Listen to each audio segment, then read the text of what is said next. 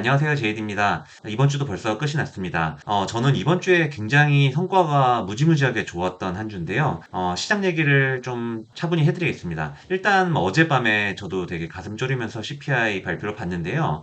정말 무슨 누가 몰래 데이터를 빼낸 것처럼 시장에서 예상한 컨센서스랑 아주 숫자가 똑같은 숫자가 나왔고요. 그래서 모두들 예상을 했어요. 정말 뭐 어차피 물가가 하락하고 있다는 건 누구나 알던 사실이고 이게 예상보다 더 하락을 해주면은 어제 막 시장이 떡상하는 분위기였는데 뭐 그렇진 않았고 아주 똑같이 나와서 되게 시장도 갈팡질팡했죠. 오르다 내리다만 이제 그랬는데 일단 보여지는 거와 달리 서비스랑 주거 물가는 전달 대비해서 오히려 상승을 했기 때문에 시장에서 이제 이런 부분을 조금 염두에 두고 있는 거고요. 올해 시장에서 이게 엄청 중요한 것 같진 않아요. CPI는 물가는 내려간다라고 보는 게 무조건 맞고 되게 긴 얘기지만 어쨌든 물가는 우상향할 거라는 게 분명한 상황이기 때문에 너무 예민하게 이거에 보실 필요는 없다라고 보고 있습니다. 이게 보시면은 이게 지금 연준 의원들인데 왼쪽이 이제 좀 비둘기적인 좀 완화적인 이제 사람들인 거고 제일 유명한 제임스 블러드 세인트루이스 총재가 뭐 이쪽에 매파 이제 중립을 해서 매파 쪽이 오른쪽인데 그냥 저는 비둘기 쪽을 좀 봤어요. 비둘기 쪽으로 보는 사람들은 어떻게 보고 있나. 근데 이 글자 작아서 잘 안 보이시겠지만 결론은 어쨌든 간에 가장 비둘기적이라는 사람들도 생각보다 굉장히 인플레이션 이거에 대해서 조금 조심을 하더라. 뭐 이 정도 뉘앙스입니다. 그래서 굉장히 비둘기적인 사람들도 엄청 금리를 오래 인하해야 된다 이런 스탠스는 없다라고 보시면 될 것 같고요.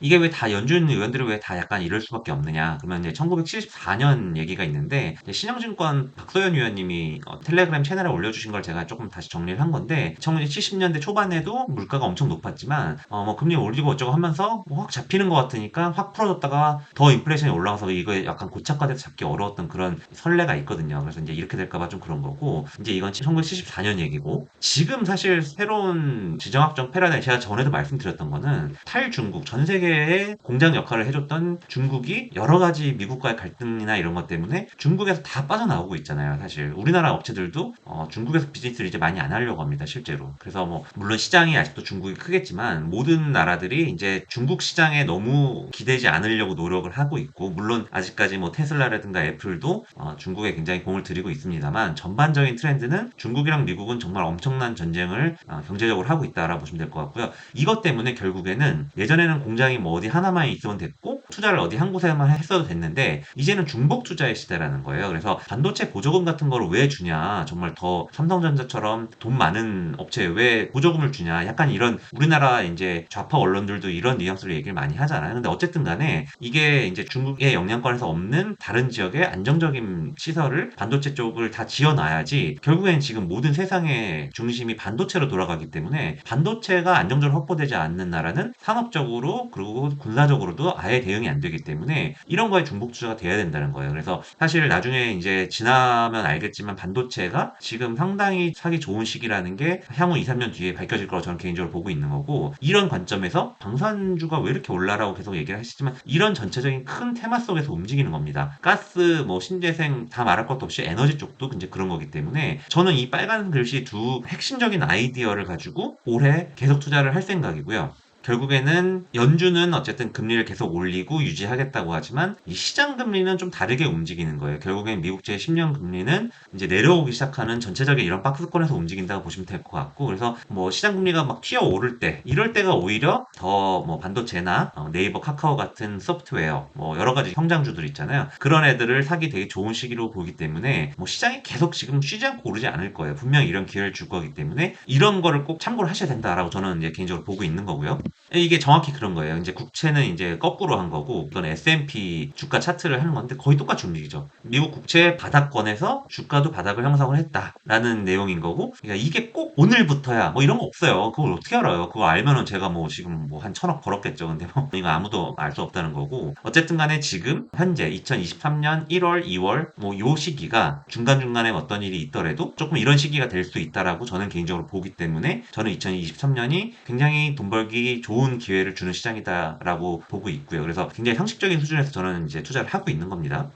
이제 제가 수요일에 방송을 안 하고 주말에 한 번만 다시 하겠다고 말씀드리니까 제가 이제 제 채널 열심히 봐주시는 분들 있잖아요. 한 500분들 열심히 봐주시고 막 댓글 달아주시고 막 그러는데 제가 이번 주에 너무 좀 죄송했던 게 저는 이번 주에 성과가 너무 좋았거든요. 무슨 얘기냐면 그 전주 주말에 말씀드렸을 때 제가 이런 지금 빨간색으로 표시된 애들이 제가 사자고 말씀드렸던 하나솔루션은 아닙니다. 하나솔루션 지난주 말씀 안 드렸어요. 그래서 다 말씀드렸던 건데 지난주부터 이번 주 초까지 이런 빨간 업체들 그러니까 대형 IT랑 소프트웨어 뭐 이런 애들이 엄청 좋았잖아요. 그래서 저는 단기로 매매를 좀 했어요. 그래서 이걸 다 전부 매도를 하고 좀 눌려있던 이런 현대건설기계 제가 지난주에 댓글도 여러분 달아주셨는데 제가 현대건설기계 뒤에 말씀드릴게요 하고서는 뒤에 말씀 안 드리고 했는데 이번 주에 엄청 올랐죠. 그래서 너무너무 죄송하고요. 제가 좀 더 꼼꼼하게 해야 되는데 이게 하다 보면은 이게 정신이 없어서 이게 나이 들어서 그래요. 나이 들어서 하다 보면 앞에 말했던 거 다 까먹고 그냥 끝내버리고 이러는데 어쨌든 간에 이 현대건설기계, 현대일렉트릭 이런 게 불과 12월, 11월, 10월 뭐 요때까지만 해도 완전 주도주였잖아요.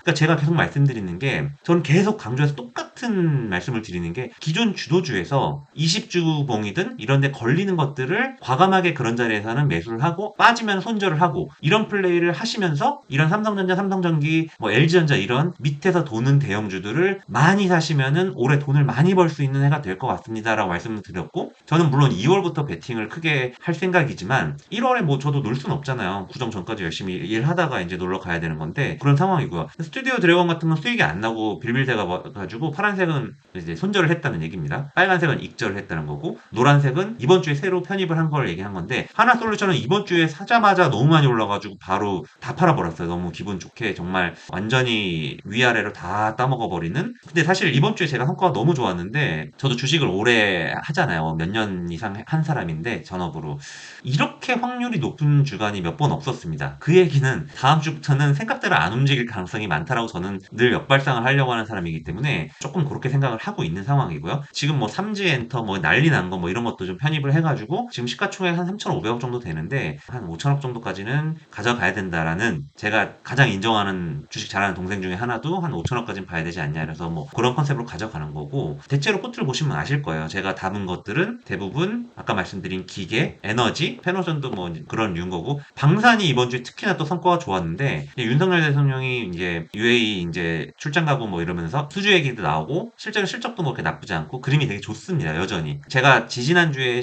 외국인 수급이 너무 나빠져서 조금 탈락하는 게 아닌가라고 말씀을 드렸는데 외국인 수급이 일부 종목들은 돌아왔어요. 그래서 이런 애들은 계속 좀 플레이를 하셔야 된다고 보고 있고 23년 승부는 계속해서 말씀드리지만 이겁니다. 제가 뒤에 오늘은 안 까먹고 여러 가지 차트 다 말씀을 드릴게요. 반도체랑 IT, 그러니까 삼성전자, SK하이닉스, LG전자 또 뭐 있죠. 뭐 이런 것들이 저는 올해 승부를 봐야 되는 섹터라고 보고 있는데 삼성전기가 사실은 반도체보다 먼저 오르고 먼저 조정을 받았어요. 근데 먼저 올랐던 이유는 결국에는 재고가 가장 먼저 슬림화된 애고 결국에는 가전이나 이런 소비를 가장 민감하게 먼저 받아들이는 게 삼성전기 뭐 이런 애들이거든요. 그래서 삼성전기가 많이 오르고 이번 주는 내내 쉬었어요. 그래서 삼성전기 같은 게 적절한 자리를 줄 때 저는 이제 그게 뭐 1월 말 2월 초 정도 될 거라고 보고 있는데 이런 거를 이런 데서 많이 살 생각이고 이게 먼저 흐름을 보여줬기 때문에 저는 향후 한 2주 정도는 조금 반도체가 조정을 받을 수도 있다라고 봐요. 근데 전저점까지는 안 갈 것 같습니다. 솔직히. 그래서 너무 바닥에서 살려고 욕심 부리지 말고 진짜 1월 말부터 제가 지지난주에 빌드업 하자고 말씀을 드렸잖아요. 빌드업의 시기가 다가오고 있기 때문에 주식을 정말 열심히 하시고 전업으로 하시는 분들은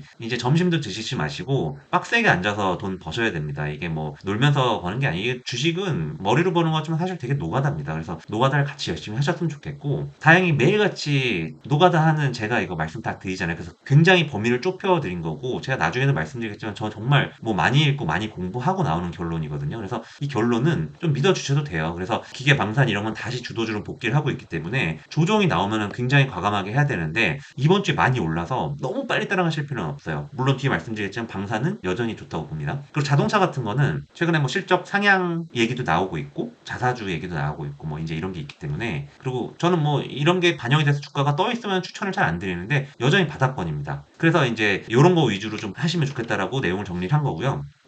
미국 주식부터 좀 볼게요. S&P 주식 일봉인데 말씀드렸지만 사실은 이번 주까지 해서 어젯밤까지 해서 S&P는 단기 조금 고점 느낌이 나요. 미국 장은 조금 조정이 받을 수도 있는 상황이라고 눌려도 하나도 안 이상하다라는 거죠. 뚫고 가면은 이제 그때 봐야 되는 거지만 주봉으로 봤을 때도 이게 반등을 해가지고 제가 말씀드린 자리에 또 왔어요. 댓글을 달아주신 분 때문에 저도 그런 생각을 좀 했는데 미국장보다 사실은 우리나라가 그러니까 미국은 2021년 이 기간 내내 올랐잖아요. 2021년 내내 올랐는데 엄청 올랐죠. 근데 한국 주식 코스피는 2021년 초부터 계속 빠졌죠. 댓글 보고서는 아 맞다 이분 말씀이 더 맞는 것 같아라고 느꼈던 거는 한국 주식이 먼저 1년 반영을 했기 때문에 미국 주식이 빠진다고 한국 주식이 비례해서 빠질 것 같지는 않습니다. 정말 좋은 말씀 너무 감사드리고요. 하여튼 그러그러하여 미국 주식은 조금 조정을 받을 수 있는 자리까지 대충 또 와가고 있다. 그래서 오늘 밤 또 오르고 다음 주 초까지 오르면은 미국 주식은 그 다음에 뭐 조심까지는 아니고 그냥 조금 눌릴 수 있다 정도 보시면 될 것 같고 나스닥은 여전히 많이 오른 것 같지만 여전히 뭐 저항선까지도 안 왔어요. 그래서 나스닥은 좀 반등이 가능해도 기본적으로 한계가 있어 보인다. 이렇게 보시면 될 것 같고요. 코스피는 되게 고민돼요. 코스피는 되게 고민이 되는 게 이런 50주봉이 200주봉을 뚫고 내려가고 있기 때문에 어떻게 보면 숏자리일 수도 있고 다만 지금 시장이 너무 단단해져서 최근에 시장 종합으로 보시면은 여기 이 부분에 외국인 수급 현물을 사는 걸 보면은 코스닥은 팔고 있어요. 외국인들이 코스닥은 여전히 팔고 있는데 풋옵션도 팔고 있고 전체적으로 선물도 뭐 많이 팔진 않아요. 많이 사진 않고 이런 신흥국 대형 IT나 금융 쪽을 엄청 모아놓고 싶다라는 욕구가 강하게 느껴지고요. 웃기는 건 또 개인 투자자들 엄청 팔고 있죠. 그러니까 이런 걸 보면은 외국인 투자자들이 어쨌든 간에 한국물을 투자를 하고 싶어 한다라는 정도 느낌을 가지시면 될 것 같고요. 종목으로 말씀드릴게요. 삼성전자부터 보시면 지수랑 똑같습니다. 지수물이랑 똑같은데 사실 제가 여기서 막 빌드업을 이빠이 해가지고 이걸 먹었으면 진짜 이번 주에 돈을 엄청나게 벌었을 건데 아 이렇게 하진 못했어요. 그래서 많이 채우지 못한 상태에서 올랐기 때문에 저도 이런 지점에서 일단 매도는 한번 했고요. 그러면서 이제 아까 말씀드린 것처럼 다른 쪽으로 옮겨갔고 더 퓨어한 반도체 주식인 SK하이닉스는 삼성전자는 이 정도 자리까지 간 거거든요. 근데 SK하이닉스는 확실히 체력이 좀 약하고 지금 실적이 워낙 나쁘기 때문에 121선 정도에서 지금 막히는 그림이에요. 그래서 저는 여기서 단기 숏을 잡았는데 아 올해 같은 경우는 숏을 좀 안 잡는 게 좋겠다 싶어서 숏은 조금 먹고 팔았고요. 이게 일봉으로도 MACD 오실레이터를 보면은 다음 주에 조금 눌릴 가능성이 있어 보입니다. 그럼 어디서 잡냐? 제가 봤을 때는 그냥 대충 그어 보면은 82,000원 정도의 근접을 하면은 SK하이닉스는 이제 빌드업을 조금 8만원 초반이죠. 8만원 초반 정도에 진입을 하면은 그날 다 살 게 아니라 모아간다는 의미로 사야 된다라고 좀 보여지고요. 일단은 저는 계획이 그렇습니다. 그래서 제가 주간에 방송을 못 하더라도 JD 제가 말한 게 그때쯤 왔다라고 보시면은 한번 재미로 좀 사보세요. 이거 진짜 사실은 주식은 재미로 하실 때가 제일 잘 됩니다. 저처럼 이거 목숨 걸고 하면은 되게 스트레스도 높고 밥맛도 없고 가끔 그러는데 재미로 하시는 분들은 그냥 과감하게 말씀드리는 거 하셨으면 좋겠고요. LG전자 이런 것도 마찬가지예요. 삼성전자처럼 단기로 많이 급등을 해서 한번 눌리는 자리지만 전반적으로 LG전자도 저는 전저점까지 빠질 것 같진 않고 8만원 중반까지 빠지면 제일 땡큐인데 그 정도도 안 빠질 것 같아서 9만원 초반 정도부터는 조금 사 모으는 느낌으로 가야 되는 거 아닌가라고 보고 있고요. 일단 그래서 저는 IT는 한번 다 차익 실현을 했고요. 이제 이 추를 다시 이번 주에 제가 계속 말씀드렸잖아요. 정말 제 방송 오랫동안 보신 분들은 제가 작년 여름부터 똑같은 얘기를 겁나 많이 했어요. 진짜 미친 듯이 많이 했는데 50주봉이 200주봉을 크로스해서 올라가는 나이스한 자리에서 51선 혹은 61선에서 지지를 받으면 이런 주식은 과감하게 사셔도 된다. 근데 정말 항공우주가 지난주에 그런 기회를 줬죠. 그래서 이번 주에 슬슬 사는데 엄청 오르는 거죠. 물론 단기로는 조정이 나올 수 있지만 이 주식은 여러분들이 다음 주에 들어가서도 오늘 7% 오르고 어제도 좀 오르고 뭐 이제 그랬지만 다음 주간에 들어서서도 사셔도 된다라고 보여집니다. 50주봉 위에 멋있게 안착을 하고 있고 사실은 이번 주는 한화 에어로스페이스가 더 좋았는데 한화 에어로스페이스는 저는 그래서 한 반 정도는 줄였어요.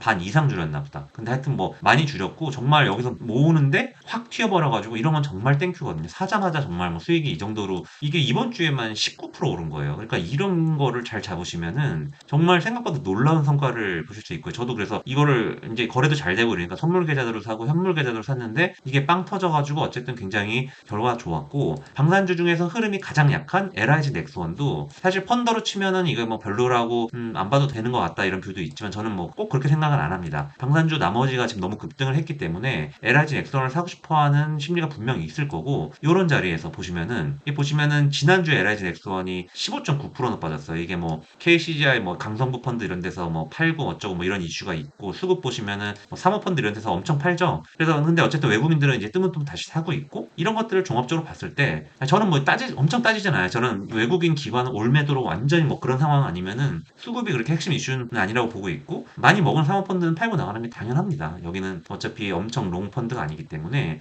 저는 그래서 이런 자리에서 조금 다른 애들보다 더디게 오를 수 있지만 방산주 못 사신 분들이 많을 것 같은데 그냥 LIG 넥슨도 괜찮지 않을까라고 저는 생각을 합니다. 그래서 저는 뭐 방산주 많이 샀다가 뭐 일부 줄이고 뭐 이런 것도 있지만 여전히 세 개 다 들고 가고 있고요. 현물 주식으로 하시는 분들은 선물 말고 현대 로템도 굉장히 좋은 초이스예요. 현대 로템도 여전히 추세가 완전히 좋고 내용도 사실 LIG 넥슨이랑 비교해서 더 좋아요. 사실 LIG 넥슨이라는 회사는 밸류에이션만 싼 상황이고 모멘텀은 좀 약하기 때문에 현대 로템 같은 것도 굉장히 좋은 대안입니다. 그래서 이런 거 사시면 전 좋다고 보고 있고 제가 지난주에 말씀드린다고 하고 깜빡한 현대건설기계도 사실 이번 주에 바닥에서 11% 거의 12% 올랐죠. 그래서 너무 죄송해요. 이거 말씀을 드려야 되는데 그러니까 제가 하는 걸 계속 보시면은 뭐 엄청 잘 오르던 주도주가 이제 경험적으로 증명된 지지되는 자리 그래서 사는 게 저희 단순한 전략입니다. 제가 뭐 어려운 얘기 하나요? 그래서 저는 계속 차트는 과학이다라고 말씀드리고 제가 지금 찍을 때 뭐 이런 책 뭐 제가 어제 첫 장 뜨고서 아직 못 봤는데 이 책이 아마 이런 철학을 담은 책인 것 같아요. 홍콩에 있는 제 친구가 추천을 해줘가지고 지금 보기 시작하는데 처음만 봐도 마음에 드는 책이기 때문에 읽어보고 내용 괜찮으면은 전에 윌리엄 오닐 책 요약해드렸던 것처럼 이것도 좀 요약해서 아이디어를 전달드리도록 할게요. 그래서 현대건설기 같은 거 오늘 거의 뭐 8% 9%까지 갔나 하여튼 뭐 그래가지고 저는 이거 한 절반 정도 축소하고 그러니까 제가 하는 걸 한번 들어보세요. 누구나 할 수 있는 거예요. 그냥 손가락만 멀쩡하면은 누구나 할 수 있는 거기 때문에 주식은 무조건 사서 존버 좋습니다. 그런 거 좋아하시는 분들은 아까 말씀드린 것처럼 삼성전자, 월 이런 걸 보시면 분명해요. 완전 지지되는 자리에 있고 월로 봤을 때 말씀드린 것처럼 MACD 오실레이터 밑에 돌고 있고 이게 양의 영역으로 전환이 되는 거는 제가 봤을 때 한 3, 4월쯤 될 것 같은데 그 전에 주식을 이빠에 모아 놓으시면은 저는 삼성전자가 올해 글쎄요 정말 뭐 이거 함부로 예측하는 건 너무 어려운 얘기지만 8만 원 정도까지는 근접을 할 수 있지 않을까라고 개인적으로 보고 있고요. LG전자도 마찬가지고 삼성전기도 마찬가지입니다. 그리고 계속 말씀드리는데 NC소프트도 참 좋아 보이는데 이게 저희 같은 사람이 차트만 보고 하진 않거든요. 그래서 펀더멘탈 체크를 해보면은 조금 다소 부정적으로 보는 제 동료들이 많아요. 근데 좀 아쉽죠. 이번 주에도 많이 올랐거든요. 이번 주에도 8% 정도 올랐으니까 저는 근데 이게 저도 저를 믿고 가야 되는데 막 이게 좀 섞였어요. 그래서 저도 이거는 제대로 못 먹었는데 NC소프트 같은 것도 다들 안 된다 안 된다 하지만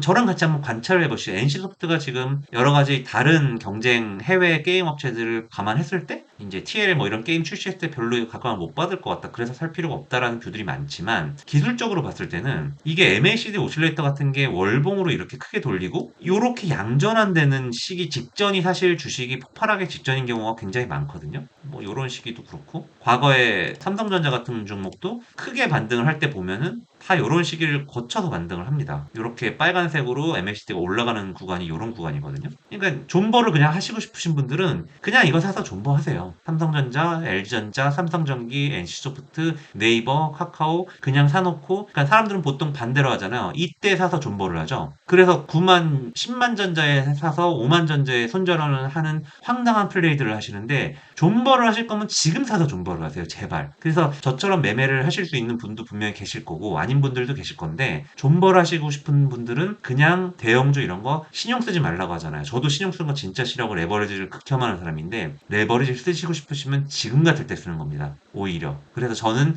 저의 전략은 기본적으로 이렇고 여튼 그래서 현대 일렉트릭 이런 것도 최근에 주도주였는데 제가 제일 좋아하는 거죠. 이런 상황에서 20주봉 정도까지 빠졌을 때 제가 예전에 LG화학, 카카오 이런 거 2021년, 2020년 상승 시에 어떤 모습을 보였는지 제 방송을 꾸준히 보신 분들은 기억을 하실 거예요. 이렇게 50주봉이 200주봉을 나이스하게 크로스해서 올라가는데 조정이 받아서 20주봉에 걸리면은 한번 해볼 만한 자리다 라고 말씀을 드렸는데 이번 주에도 그 공식이 굉장히 잘 맞은 주였고 저는 그래서 정말 뜻밖의 현대 일렉트릭으로도 이번 주에 돈을 꽤 많이 벌었어요. 그래서 조금씩 줄이면서 하지만 너무 급등을 하니까 계속 캐리를 할 만한 섹터라고 보여지고요. 마지막으로 현대차, 기아차 말씀드릴게요. 현대 기아차도 그냥 이렇게 일봉으로 보면 아무 느낌이 없습니다. 근데 월봉으로 봤을 때는 보세요. 빨간색 선이 200월 선인데 200월 선은 거의 그렇잖아요. 거의 18년인가? 하여튼 뭐 이 정도 되는 거죠. 18년이라니까 좀 이상하긴 한데 하여튼 18년이잖아요. 그래서 뭐 보면은 이런 자리에서 깬 적도 있지만 대체로는 지지가 되는 자리이기 때문에 이런 데서 한번 해보는 거예요. 그리고 지금 자동차 재고가 엄청 쌓여가지고 뭐 이제 차가 안 팔리니 뭐니 하면서 테슬라 가격 깎고 이러니까 뭐 여러 가지 문제가 있어 보이지만 여튼 그렇습니다. 그래서 현대차도 올해 실적이랑 뭐 내년 실적 상향에 대한 얘기가 나오고 있기 때문에 최악의 시기는 좀 지난 게 아닌가라고도 보여지고요. 기아도 마찬가지입니다. 기아도 월봉으로 보면은 현대차보다는 좀 덜하죠. 50월봉. 뭐 50월봉도 근데 굉장히 의미가 있는 자리입니다. 그래서 이런 자리들에서